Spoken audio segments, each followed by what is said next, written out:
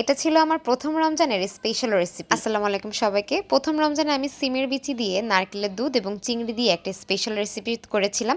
আজকে আমি আপনাদের সাথে সেটি শেয়ার করব। প্রথমে সিমের বিচি থেকে খোসাগুলো ভালোভাবে ছাড়িয়ে নিয়েছি। এই পর্যায়ে সিমের বিচিগুলো ভালোভাবে ধুয়ে আমি চুলায় সিদ্ধ করতে বসিয়েছি।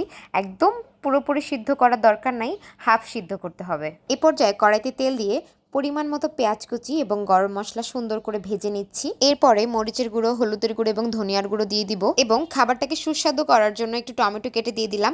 টমেটো কেন দিব না, টমেটো তো অনেক সস্তা। এরপরে দিয়ে দিলাম অনেক দামি মূল্যবান চিংড়ি মাছ। এ পর্যায়ে সিমের বিচি এবং পরিমাণ মতো নারকেলের দুধ দিয়ে এটি ঢেকে দিতে হবে। আমাদের বাগেরহাটের মানুষজন নারকেলের দুধ দিয়ে রান্না করা তরকারি একটু বেশি পছন্দ করে। তরকারিটা চুলা থেকে নামানোর আগে আমি কাঁচামরিচ দিয়ে দিলাম। এই যে আমার তরকারিটা হয়ে গিয়েছে, এটা হচ্ছে তরকারির ফাইনাল লুক। আমি ইফতারির জন্য অপেক্ষা করছি। সাধারণত ইফতারিতে হচ্ছে ভাত খাই, একটা খেজুর খেয়ে একটু পানি খেয়ে নামাজ পড়ি, তারপর হচ্ছে ভাত নিয়ে বসি। আমি খুবই ভাত প্রেমী মানুষ। এই যে আজান দেওয়ার পরে একটু খেজুর খেয়ে নামাজ পড়ে ভাত খেতে বসছি। এখন খেয়ে আপনাদের রিভিউ জানাবো যে এটি কেমন হয়েছে। তরকারিটা দেখে অনেক লোভনীয় লাগতেছিল। যাই হোক, মাশাআল্লাহ, খেয়ে খুবই ভালো লেগেছে আমার। আর হ্যাঁ, আপনাদের সকলকে অনেক ধন্যবাদ যারা এত সময় ধরে আমার ভিডিওটি দেখেছেন। আশা করি আপনারা সবাই লাইক কমেন্ট করে আমার পেজের সাথে থাকবেন।